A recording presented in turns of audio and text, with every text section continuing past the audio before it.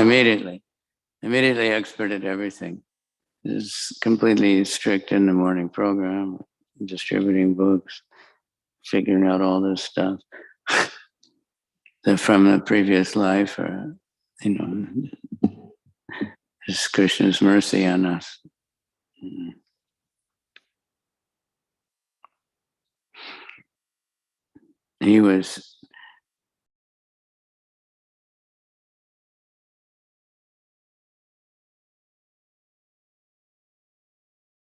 He met a devotee and read like one page of Bhagavad Gita or something, completely surrendered.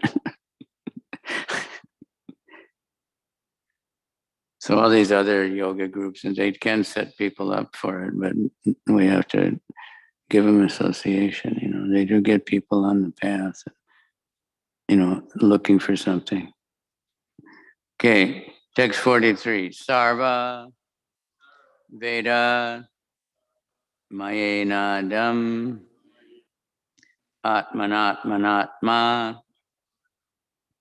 Yonina Prajaha Shrija Yata Purvam Yas Cha Maya Anusaryate Sarva Veda Mayenaidam Atmanatmatmanat Yonina Prajaha Shrija Yata Purvam Yascha Mayanusaryate Sarva Veda Mayanedam Maneyedam Atmanatmatma Yonina Prajaha Shrija Yata Purvam Yascha Mayanusarate.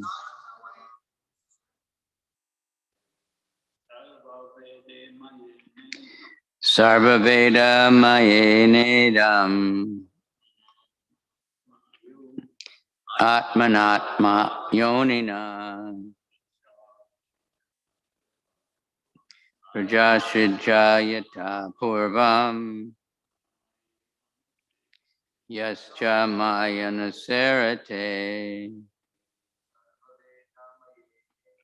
Sarva Veda Mayenedam Atmanatmana Yonina Prajashidja Yata Purvam Yascha Mayanusarate Sarva Veda Mayenedam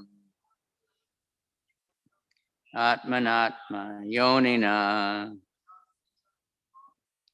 Prajashidja Yata Purvam Yascha Mayanusarate. Thank you, everybody. Sarva, all.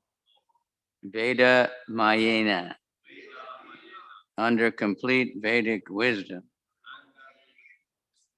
Idam, this. Atmana, by the body. Atma, you. Atma Yonina, directly born of the Lord. Prajaha, living entities. Shrija, generate. Yata Purvam, as it was herein before. Ya, which. Cha, also. Mai, in me.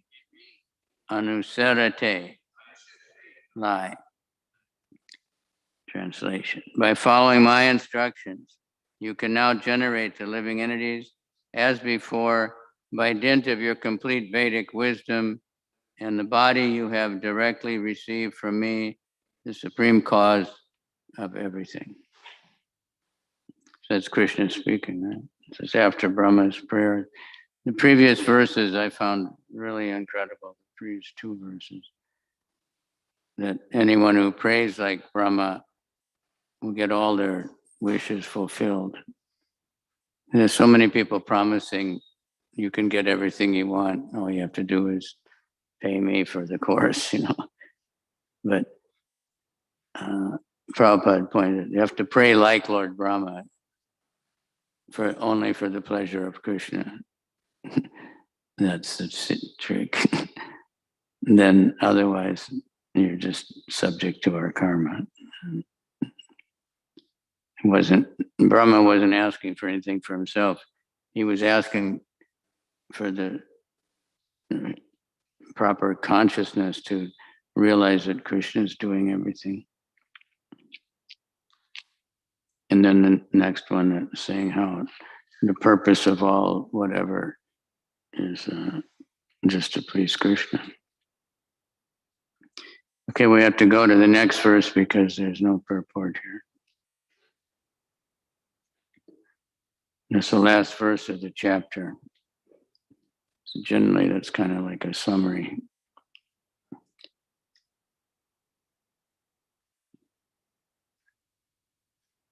I'm glad to see Chaitanya Prabhu back. It's brought a tremendous energy brought Mayapur with him.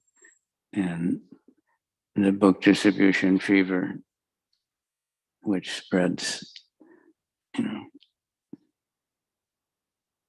Okay, so I'll just read it. Maitreya Vacha Tasma Evam Jagat Shwastre Pradana Purusheshvara Vyajyedam Swena Rupena Kanja Nabas Tirodite. The sage Maitreya said, after including Brahma, the creator, instructing Brahma, the creator of the universe, to expand, the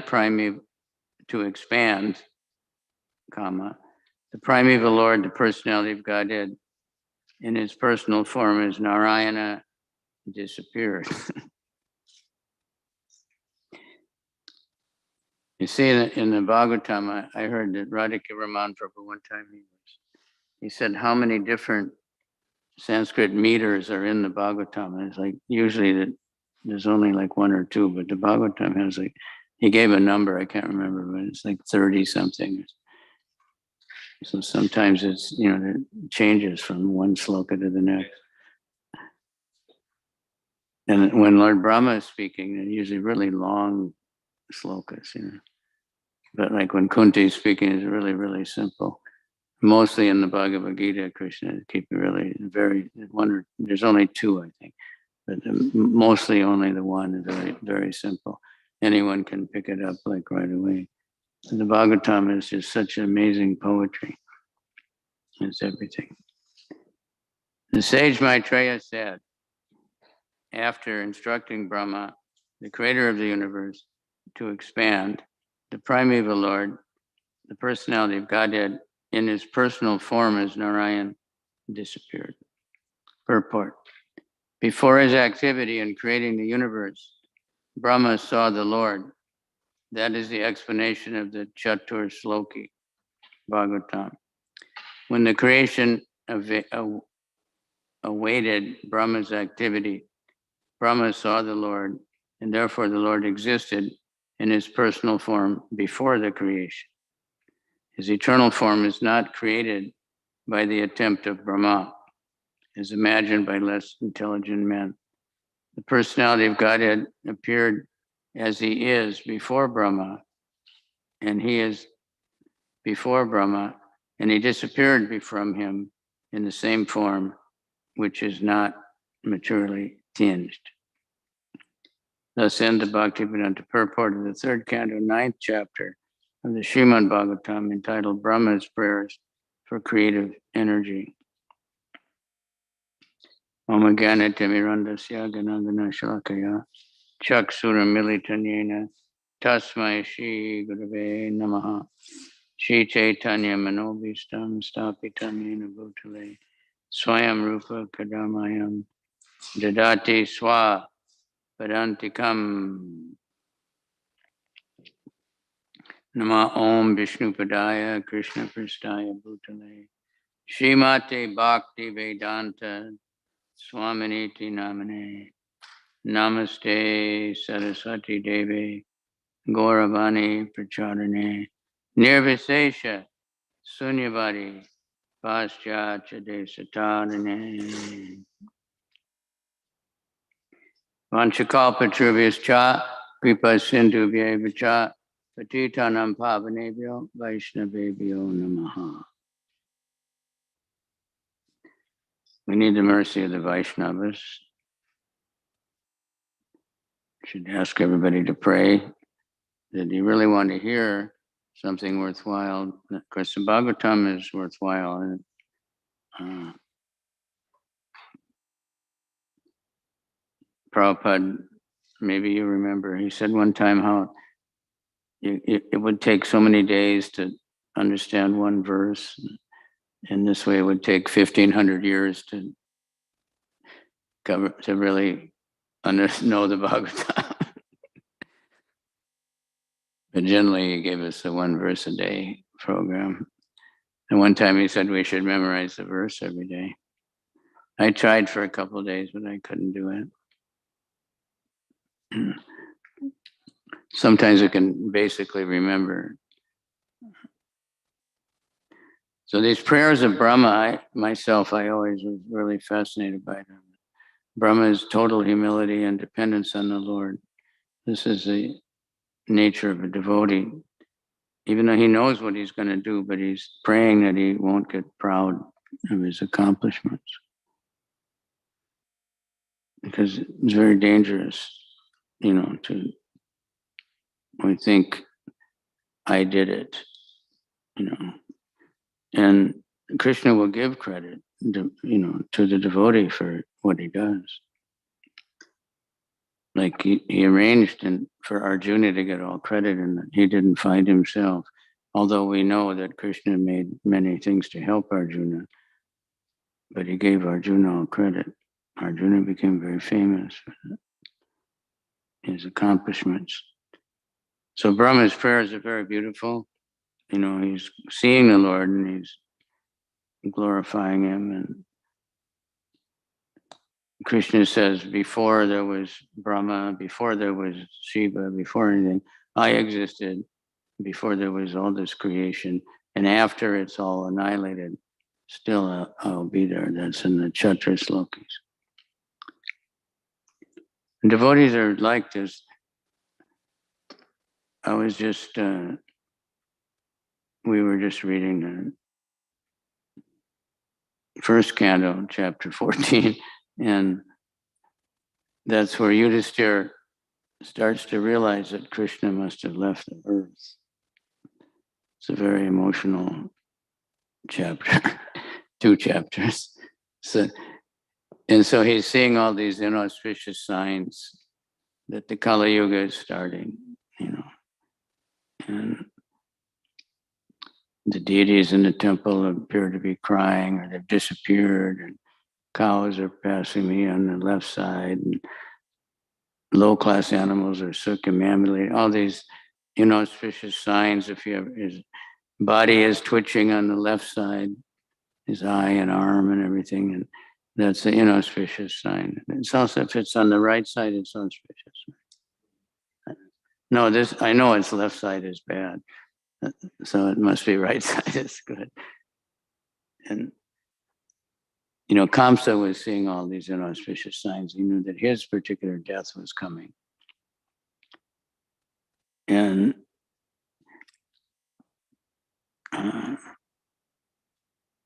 Dhritarashtra was seeing, not seeing, well, he was seeing actually, seeing through hearing from Sanjaya. He was telling him all the same things, and the jackals are howling and the this and that, and everything was just, just hammering it in that Sanjaya was telling Dhritarashtra, it's all finished and your sons will all be killed and then you're going to lose everything.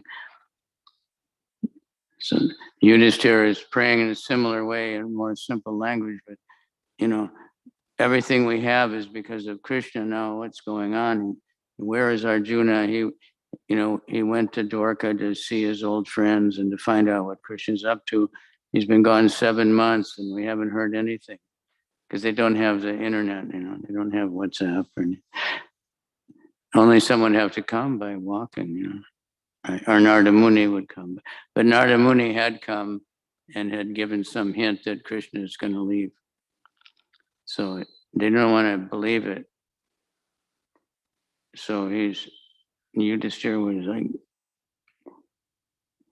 really worried, and he was seeing all these Kali Yuga. And many of these things are so much already going on right now in the world, the quarreling between the brothers and fathers and mothers and husbands and wives. And, he's saying even husband and wives are fighting like now, and that's just considered like normal, So husband and wife aren't fighting, they think there must be something wrong with them, and all the divorce and all the different things going on.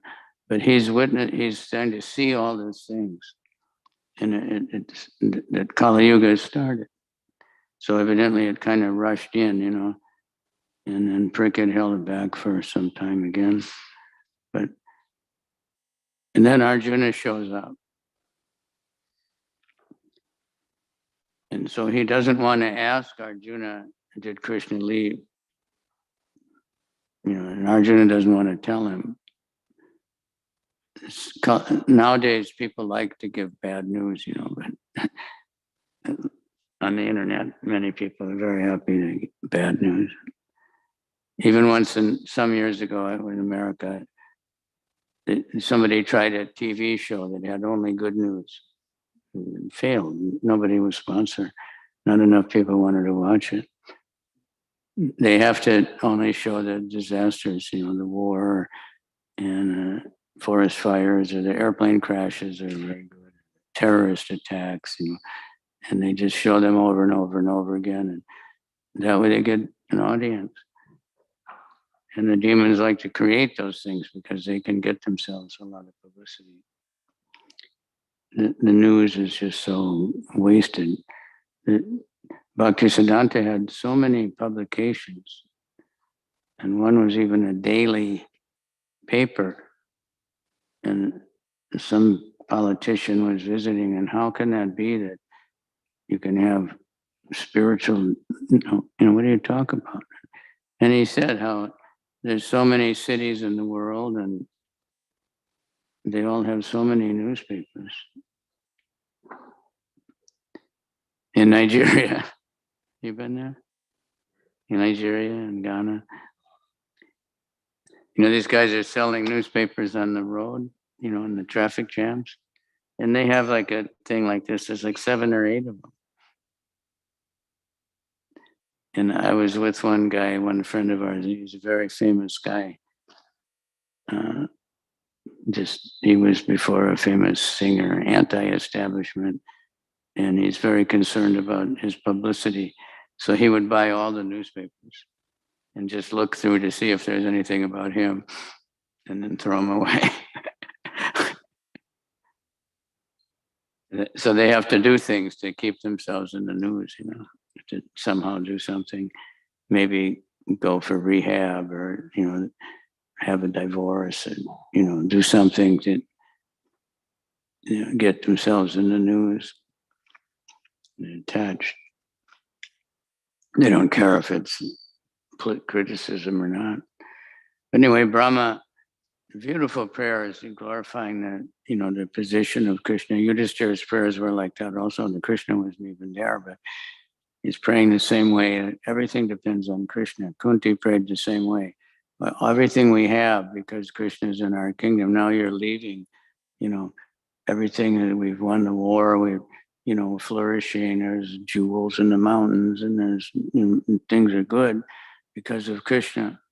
This is something we need to learn, and understand, that it's not because of our own endeavor, our own, like the devotee, or even someone who's not necessarily a devotee, but a person who's spiritual and religious minded person, whether they're Christians, or they'll give credit to God, for that they won the Olympic gold medal or something. But mostly, no. How did I get rich? Well, I'll tell you, you take my seminar, I'll tell you how I invested and how I cheated and how I did this, and exactly I'll tell you what to do. And you can do it also. It's true. If you practice something, you'll make progress. You can't become perfect. Devotees are trying to practice depending on Krishna and giving all credit to Krishna. People give to Krishna. People like to give donations. Some people are very, very nice. Like I was shocked the other day.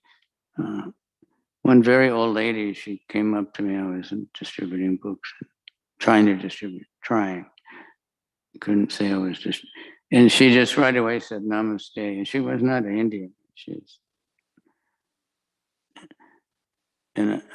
was not real talkative. I couldn't really understand words. And then she just said, I want to give you some money. And somehow I wasn't greedy. She was so nice. And I was thinking, well, I hope Krishna will bless this lady. She just gave $20. And then I tried to give her those 3 little books. She said, it's too heavy. I only want the Bhagavad Gita.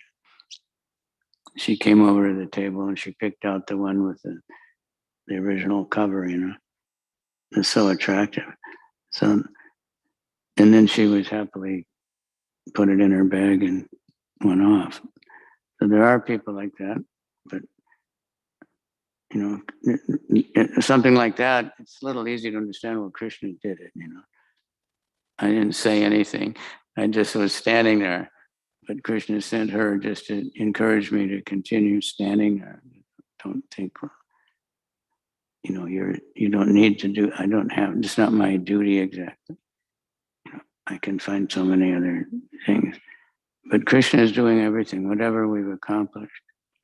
Sometimes, like I personally get some realization because I go to different countries and I do the same thing everywhere. It's the same class, the same.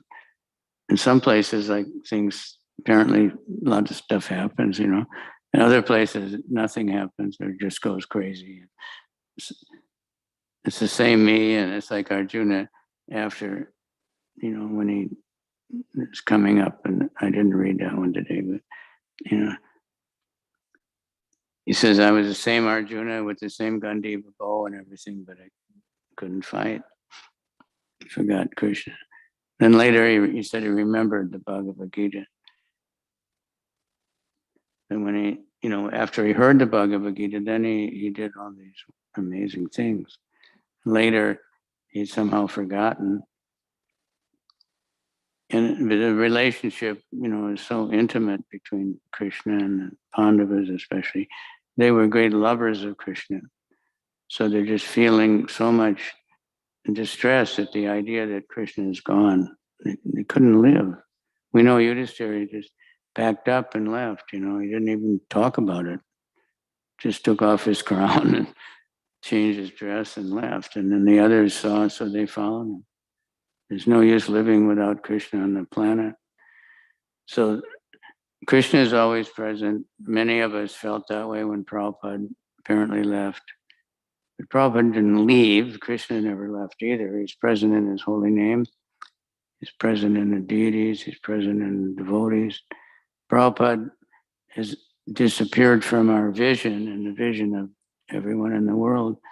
But he is there in his Vani, his books, his lectures. I was listening to one of my godbrothers and who had been from 68, he was initiated.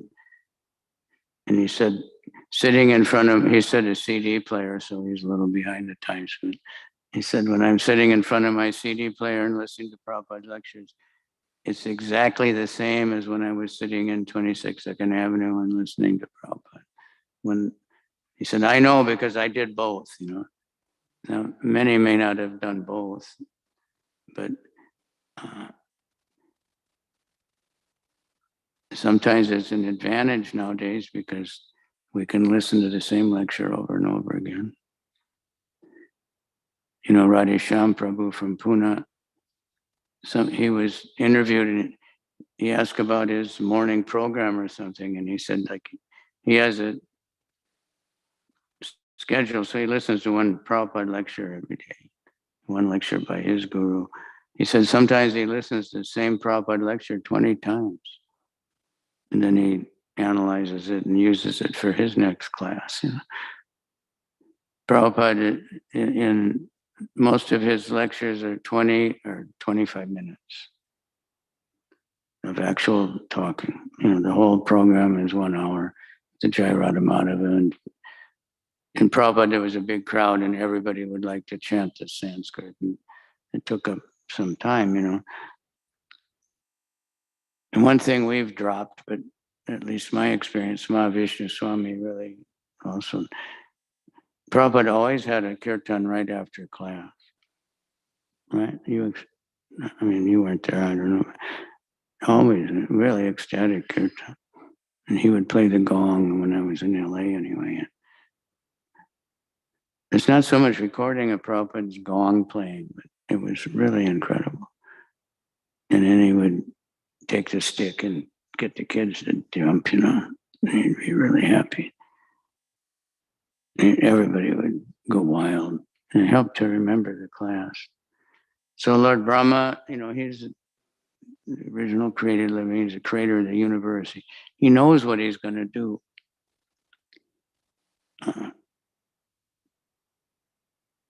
Somebody asked it a few days ago, I think it was Tulsi, about all the planets being in the stem of the lotus, right?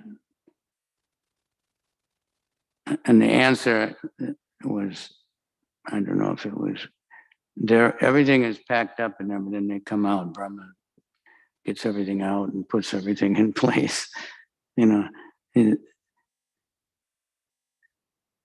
So just like, you know, across the street, they were working for a long time. And the workers, we see them, they come and sit in front of our temple and take their lunch and stuff.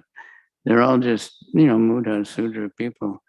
But they build these incredible buildings because they have a plan and they just put things where the plan says to put it. So Brahma did that, you know, and he created all these different living entities.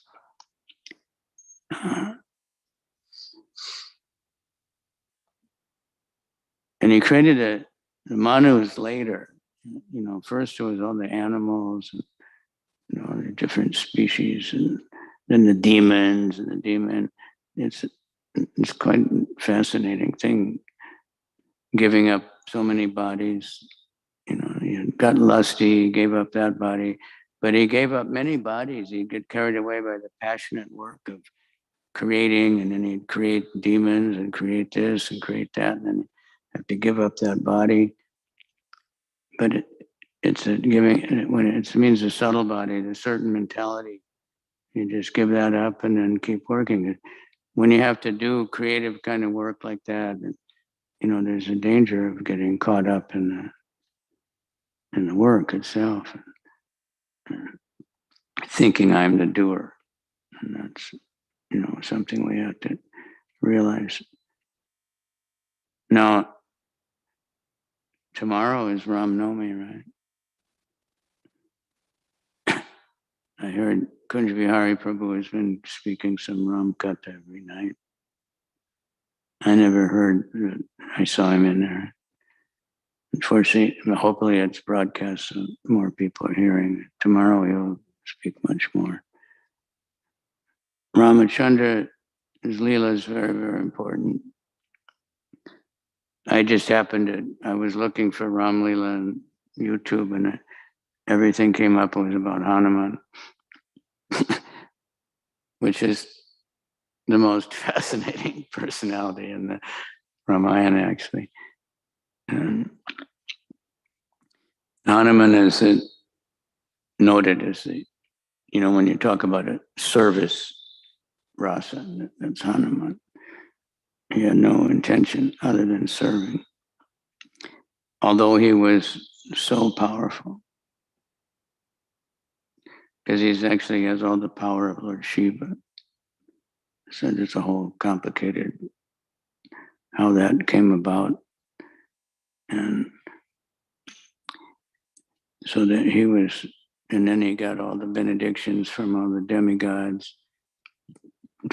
Because when he was a baby, he saw the sun and he thought it was some kind of fruit, and he jumped up, he was going to devour the sun. And the demigods got scared, so Indra knocked him out with his thunderbolt. And he broke his jaw, and he fell on the ground. That's why he's called Hanuman. It means something like something to do with the jaw. And then Vayu, the father, the seed-giving father, apparently, he was very angry, so he stopped all the air in the universe. So none of the demigods could breathe. So they begged him. So he said, okay, you have to benedict my son with, all. So he got all these he got all the weapons and all the power from all the demigods. And Lord Brahma blessed him with, invulnerability to even the Brahmastra and everything. So that's how he became so super powerful. But then they got worried. He's a child and he can't control his senses. So he make trouble. So then he said he'll forget. He won't know that he has all this power until the time comes. So then he was educated by Surya personally. Anyway, and then he became the minister of Sugriva, who was the son of Surya. Surya told him, please take care of my son.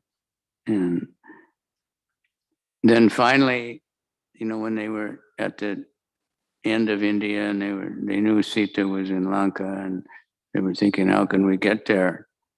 And all the different monkeys were saying, well, I can only jump, so many kilometers. And one said I could get there, but I wouldn't be able to come back. And,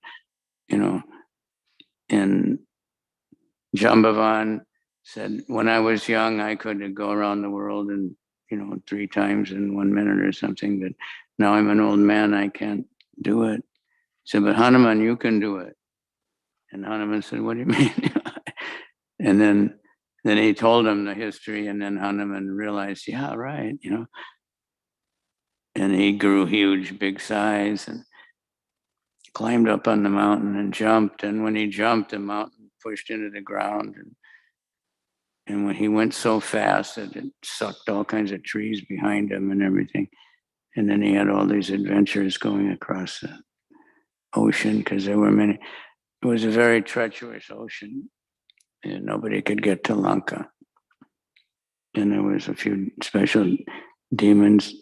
There was one nice demigoddess or something rose out with a beautiful mountain, told him stop and rest, but he said, I can't rest, I got to keep going.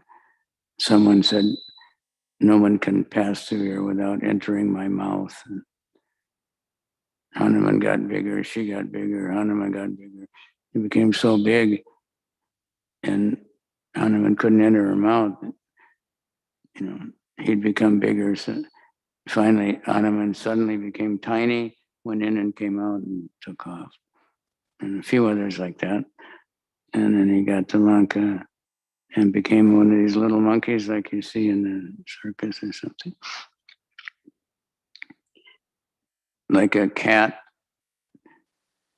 When the devotees first came to 26th Avenue, Hayagriva and Kirtananda had been to India, and they had some posters. So they had this poster of Hanuman. And they asked Prabhupada, is that a cat? And Prabhupada said, no, that's a monkey. So then finally he found Sita. And when he met her, he was still talking in this little monkey size, because he took him a long time to decide how to approach Sita. he thought if I come as, as a human, she'll think it's Ravana disguise, because Ravana could also take any kind of form. So first he just talked, and she couldn't see him. And then after the Rakshashis all went to sleep, then he finally said, "Okay, get on my back, and I'll take you to Ram." She said, "No." And then she said, "Hanuman, you're so small. How can I get on your back?" He said, "Oh yeah, I forgot." And then showed his big size, and then she said, "No, I can't touch another man, and it won't look good for Ram if you rescue me. He has to rescue me himself. It'll look bad if he has to send someone else to do it." Hanuman was just a messenger. And Ram fought himself from the very beginning of the battle. He didn't just send everyone else. Like Ravana, he kept sending other generals and sons and brothers and everyone to get killed, and him sitting back. But then one day he went out, and he was terribly defeated by Ram.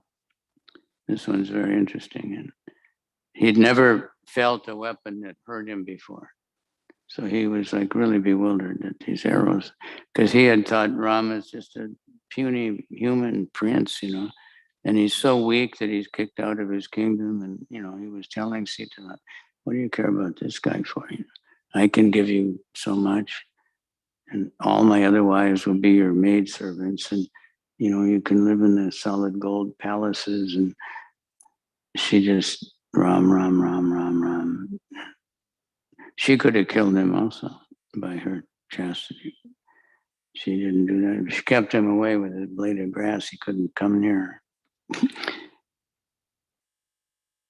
And he was cursed also that if he physically raped a woman, then he would die. So he had to, hopefully she would succumb to his charms. But Ravana, he was smashed so bad, and he knocked off his crown, broke all his bows, broke the chariot, killed everything. And Ravana was helpless. And then Ram said, "I won't kill you now because you're so tired, and it's not proper to kill someone that's such a weak condition. So you go home and take rest, and then you can fight later." It's a big insult. So he went, and he was just sitting completely bewildered. And then he said, "Go get Kumbhakarna." That's another story we won't go into. We had to wake up Kumbhakarna. And when Kumbhakarna came, he said, "It must be really serious. You woke me up," because he only went to sleep like a couple of days before. And he usually sleeps like 6 months. So it took huge armies to wake him up. He said, "It must be really serious that you're waking me up." And he said, "Yeah, I know, and you got to get out there and fight." And he said, "I told you to give Sita back." All the ministers told him, "Give her back. You can't, Ram is Vishnu. You can't, no, he's a puny. No one can defeat me. I have benedictions from Shiva and Brahma." And he thought they're the most powerful, so that no one could possibly defeat him. No human. But he forgot to take the benediction to get protected from humans. So Ram was apparently human. Anyway, Kumbhakarna went out, and then finally he was killed also. So then Ram, but he just kept, until the very end, when there was nobody left, he kept sending out his sons. His wives were crying and begging him, "Don't send his sons." And he just, and you've got so many nice wives anyway, you don't need it, it's another one. But he was just lust personified, teaching us so much. In the Ramayana and in Krishna and Kamsa and Hiranyakasipu, but especially in the Ramayana, we had the consummate demon, Ravana, and then we had the ideal king, Ram. So we can learn from Ravana, maybe notice that we have some of the same propensities, and hope that, we can hear about Ram's good qualities. Here, by reading the Bhagavatam, like we're associating with Lord Brahma, we're associating with Yudhishthira, we're associating with Arjuna, with Ramachandra, everybody. Narada, Prabhupada said Narada Muni, who so kindly appeared on these pages. We're actually associating with, and with intimately with Srila Prabhupada. He said his best time is in the books. That time when he was focusing on just producing his books. So we can associate intimately by reading the book. So we always, and other people can benefit so much also by reading them. So we'll stop for comments, and I'd like to hear comments more than questions. But anybody?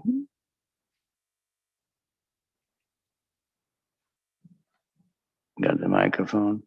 So it's good to see the books getting packed up. That means there's more enthusiasm for. Yesterday it was pretty good, right? People were really nice. Did that girl come back for the sapta? Huh? Yeah, Cash. Yeah, the girl took the sapta and she had it sitting next to her on the bench. Then she put it on the ground. I asked her if she wanted a bag. She said, no, I can carry it. And then she just left it there. She paid. You didn't get her number? Yeah, we got to get on the ball about getting everybody's number. Okay, anyone? Hare Krishna. Yes, sir. Thank you for this lecture. You said that praying like Brahma will help us in our praying like Brahma will help us in our Krishna consciousness. So, so it should just read his prayers and pray like that, or how should? Okay, well that's in the purport, so I'll just find it.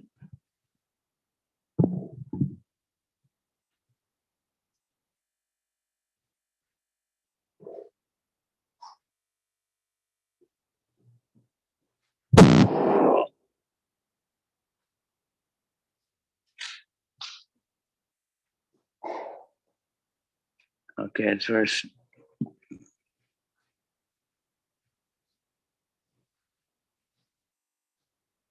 41. It is the opinion of expert transcendentalists that the ultimate, that's next.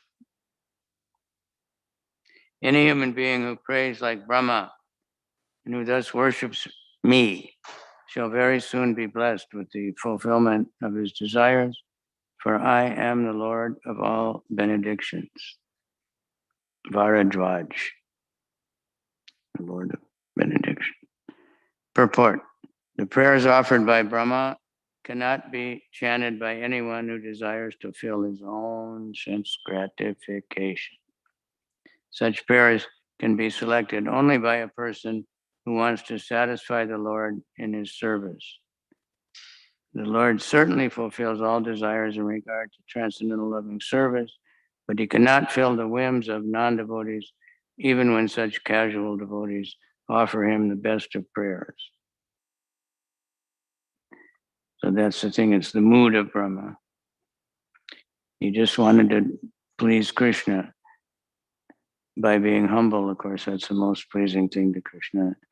And when someone becomes completely surrendered, like Brahma is the most pure person. Sometimes there's nobody that pure. Krishna has to himself be Lord Brahma to be empowered like that. And we see Prabhupada especially, but even some Prabhupada's disciples just doing really incredible things because they're just depending on Prabhupada and offering everything to Prabhupada and doing it just Shyamasundara Prabhu, it's the things that they did in the early days. He said all they cared about was to see Prabhupada smile. they weren't getting anything. They were living very austere. They weren't, didn't have big fancy temples to go live in and everything. They were creating the whole movement, but they just wanted to see Prabhupada pleased. And that's what we should. So we want to please Krishna. How do we know if we're pleasing Krishna? If you please a spiritual master, if you please other devotees also. Our relationship with Krishna, we can kind of get a reading by what's our relationship with Guru. And relationship with Guru is very much, according to our relationship with all the other devotees. And not only our God brothers, my God, but right, all the followers of Srila Prabhupada. And so many are doing such amazing things. And now that, now we're supposed to be turning in the Vyas Puja offerings, I think.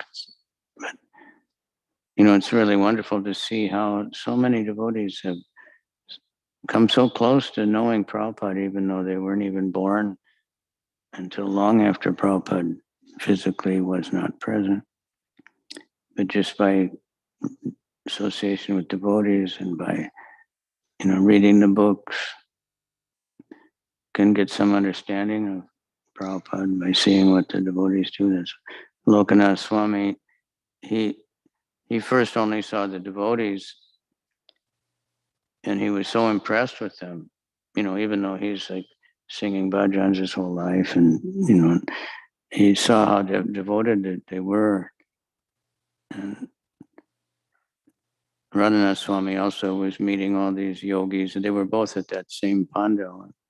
He saw Jamuna just sitting on the stage in the day, just singing bhajans for hours. And they thought, well, if the disciples are like this, then the Guru must be really something amazing, And we're still seeing that, and see what devotees are doing. All kinds of devotees all over the world, doing exactly what Prabhupada wanted, and so they get empowered also. So you can also. Anyone else? Yes. Microphone. It's just a comment that what I learn here is that at the one side, Brahma, what is he praying for? He's praying mainly for empowerment. That's the first thing. Protection against Maya and introspection. That's what he's praying for. But at the other side now there is the mood. The mood should be to please Guru and Krishna and nothing else. And what? And nothing else, right. No other motivation. And then it will be effective, the prayer. So that's very interesting. Looking in our heart, why do I want to become empowered? What do I want to achieve? So I just wanted to share this. Yeah.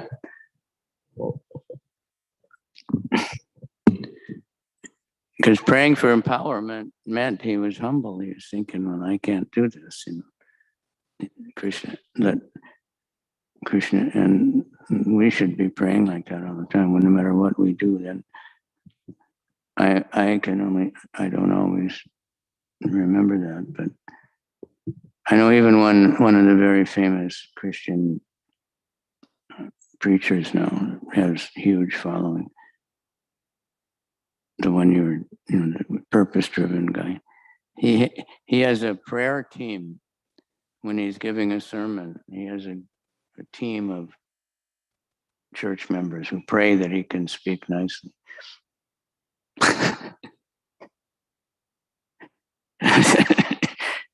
Really amazing.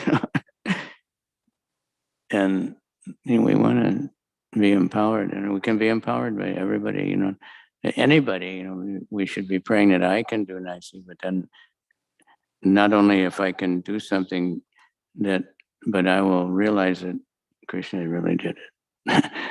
You know. So it's a tricky thing. We should praise devotees, definitely for their accomplishments. If you cooked very nicely or you cleaned the temple very nicely or whatever, but we shouldn't want to be praised. So sometimes devotees think, backwards. I think Bhaktisiddhanta said, one who praises me is my enemy and one who criticizes my friend. So we think, well, I'll be the friend of everyone and just criticize all the devotees. You did this wrong, what are you doing? But no, we should be praising when they, not falsely, when someone, but because of the mood, because of the humility. But if we think, I want to be praised, then we should remember. Who was it? I think Gopal Bhatta Goswami told Krishnadas Kaviraj, you can write the Chaitanya Charitamrita, but only if you don't mention me. Lokanath, I think both of them. Lokanath. If you don't mention me, then go ahead. But we would think, well, as long as you mention me, Anyway, let's take shelter of all these. There's so many wonderful devotees and all over the world, and every species and every country and every language that are pushing on this movement. And if I just stick to the basics, Prabhupada, the basic movement of Lord Chaitanya is to spread the holy name. Technically, how to do that, we want to distribute books, we want to spread the holy name, we want to give prasadam. There may be different venues, different ways to do it, but those are the basic things. And the basic temple life, chant 16 rounds every day, try to, be attentive, try to be in a humble state of mind, begging for service. Or like you said yesterday, Krishna, I love you. Someone asked Vaishesika Prabhu, what is a translation of the Maha Mantra? He said, I need help. I thought that was a good one. Help me, help me, help me. Even karmis, they realize, when we're young, we think, I don't need it. Finally, we realize I can't do anything. If I don't depend on Krishna, if I don't have other devotees to help, what can we do? Right? So, whoever distributes the books, they can do a bhakti stack because somebody made the stacks, and somebody printed the books and somebody brought them here and somebody kept them, and, so many things coming down all the way from Krishna and Brahma and Vyasadeva writing all these books and Prabhupada presenting it and all the commentaries that Prabhupada condensed into his purports. And Prabhupada is pleased when we give Krishna to anybody and to other devotees, to the non-devotees, when we chant so that they outside so people can hear it. It's having a great effect on the universe. And you see now, I see many things come on the internet, how to have a good morning routine. Get up at 5 o'clock, and work out and then meditate. And don't take a cold shower, they say. Then work out, then meditate, and then study or, whatever your field of business is. So they're adopting our morning program to their sense gratification, but it works. So we have that to offer. We have to get up early, take cold showers are available, meditation, dancing and chanting and workout. And then do whatever we can to help spread it and get more people involved. Okay, that's enough. It's Saturday, so where are we going? It's not good weather today. We're going in a Times Square. every Saturday. Okay. Okay. Srimad Bhagavatam ki jai. Shri Ramachandra ki jai. Hanuman ki jai. Ram Lila. It's good to study that.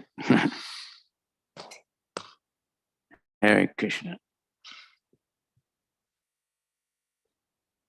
Welcome, Achyut.